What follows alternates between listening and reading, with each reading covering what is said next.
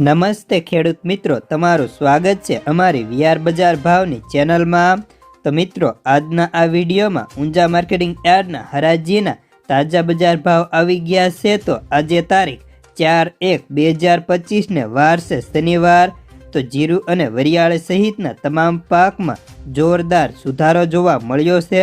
તો ચાલો જાણી લઈએ ઊંઝા માર્કેટિંગ યાર્ડના તાજા બજાર ભાવ। પણ એ પહેલા ખાસ કરીને ચેનલમાં નવા આવ્યા હોય તો ચેનલને સબસ્ક્રાઇબ કરી નાખજો।